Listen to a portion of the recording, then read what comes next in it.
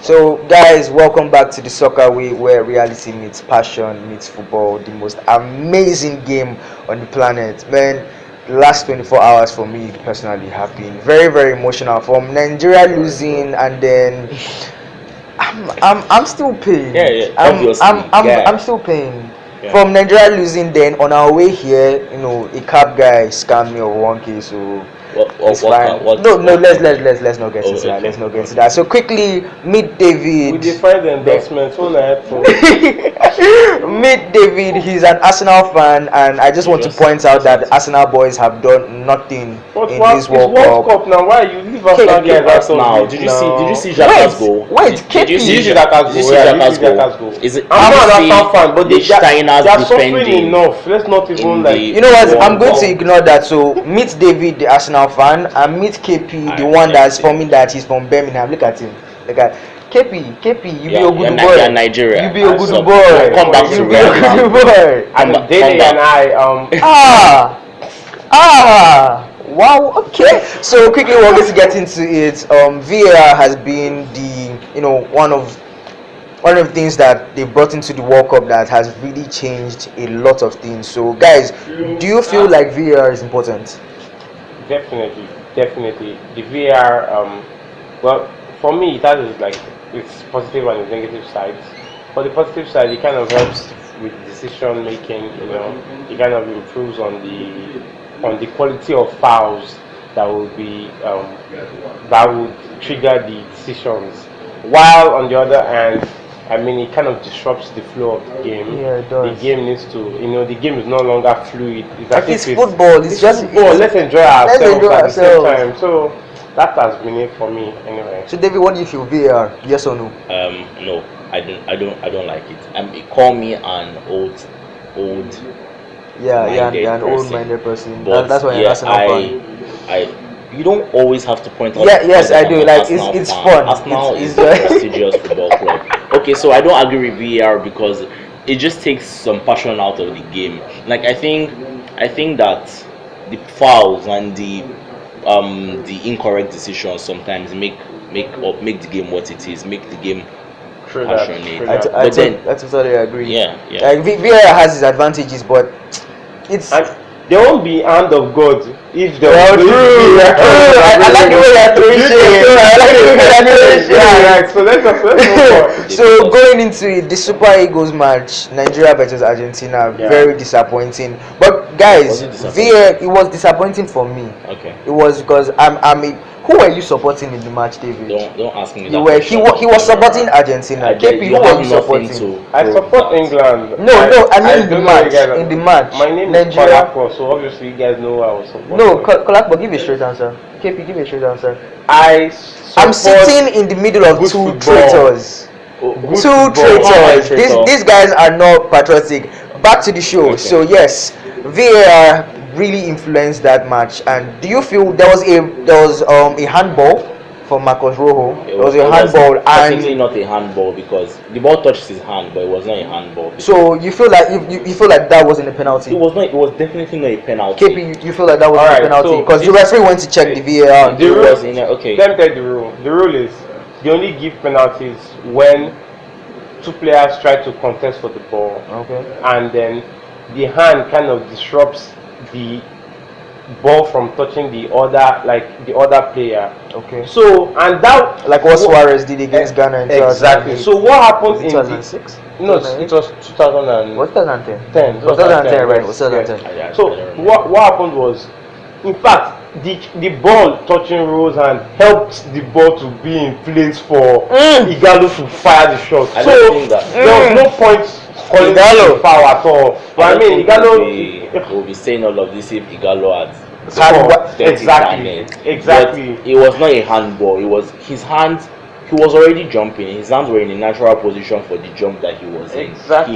He so away and he touched his hand. So quickly, so you feel like the VAR got the decision right? No. So now it's not the VAR that makes decisions.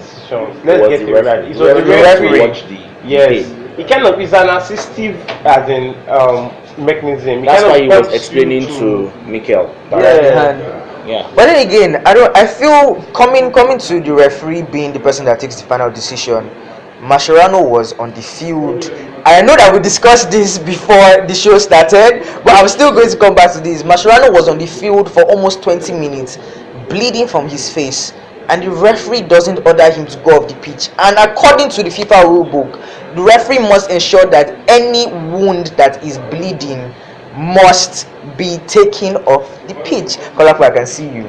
I can see you. So, guys, quickly, what do you feel about that? Referee doesn't tell Mascherano to get off the pitch. I feel that that's not why we lost. But that's not the question. Okay. Answer the question. Okay. I think he was supposed to tell Mascherano to go off the pitch. It's not healthy for a player to. He's like he was bleeding from his face, and that's a head injury. Effect on that. That's a head injury. And stuff like that. Okay, so yes, we kind of had a little bit of an argument behind the scene before we started. It wasn't a little bit. And it was a I lot. told you guys that. Okay, yes, you showed me the rule, and I it's in the rule book. But at the same time, if you watch the game clearly, as in the player in no way mentioned that, or rather, he didn't indicate that he was in distress. So but the rule book says that the referee must ensure that any wound that is bleeding, that player must leave the pitch. It's a rule like the blood. Whether the player is indicating that he is in distress or not. Once the referee sees, and the referee clearly saw Mascherano on more than 2 occasions. The blood wasn't flowing. The blood was just he there. was just there. The blood was not flowing. Sorry, does the rule book say if the blood is not flowing, leave the player? It simply says if the wound is bleeding. Anyway, I get what you're saying. Why you so? No, I'm saying that if the referee got it wrong, then he could have gotten it wrong other times. Another way to That's look my at point. Another way to look at it is if at the end of the day Mascherano had fainted due to like that injury later in the game, I think we'll have the referee to blame for that. So that's another way of looking at it. Okay, you might be a bit right. True. You might be a bit right there. I agree. So overall, do you guys feel like our coach made the right decisions in that match? Because I feel that bringing on Igalo was a wrong decision. I feel like at that point in the match, we needed Iwobi. Iheanacho had run at defense a lot. It was time to bring on Iwobi. Iwobi is a fast player. That's the kind of player that you would need. So do you feel? Iwobi is not a fast player. Iwobi is faster than Igalo. Iwobi is a player that can drive. But he is faster than Igalo. Iwobi is a player that can drive. So, in your opinion, do you feel like bringing on Igalo was the right decision? No. KP, do you feel like bringing on Igalo was the right decision? So yes, I do. Why do you feel so? I feel so because it was a straight attack for attack swap. Okay. So we needed to have that presence in their own, like in their own defensive areas, so that we could put some pressure on them. That's exactly why he did the straight swap. And then Igalo is a physical player, so he felt like he could help. Fat is not the same thing as physical. True. No, Igalo is fat. He can't turn. Guys. Igalo can't turn. All right. So personally, I felt it was a good swap. Only that, Igalo did not take his chances. Okay. So that's just. Yeah, Igalo had two clear-cut chances. That he didn't take. But either way, the Super Eagles is out. But the World Cup goes on, and since we are out, who are you rooting for? Don't say Argentina. Please don't say Argentina. Do you know who I'm rooting for? Okay, who are you rooting for? Argentina. I don't like you. We're cutting you out of the show. There's this thing in football. Wait, there's this thing in football where if the person that beats you out of the competition goes on to win, you feel, that means they were the ones that were going to win. That is a very Nigerian thing to say. KP, who are you rooting for? Yeah, he has said everything that. See, like you. So you are rooting for? I don't know what you're talking about. I'm Team Ronaldo, but I don't see Ronaldo. Wow. I'm sitting in between two traitors. So honestly, I feel kind of bad for the Nigerians that actually took their time out to go to Russia. But congratulations to the Super Eagles. They put in a decent effort. And I just want to say, I saw a meme on Twitter where Nigerians were selling Ashwebi in Russia. So like that shows business. That shows Nigerian spirit. So come to Nigeria, man. Come and have the Nigerian experience. Come and eat our food. Our food is good. You're making me Our hungry food is now. good. I'm hungry. After David don't chop. Guy, David why do don't you like chop. this now? Well, me I never chop. We go down my place. So anyway, guys, let us know what you feel about the Nigerian match and the other matches that have come in the World Cup. Comment section is down, and please, very very important, do not forget to like, share, subscribe. Is that little button that is just there? You can tap the bell so that you can get all the notifications and keep up with the soccer way. this way too. You guys have no sense of direction.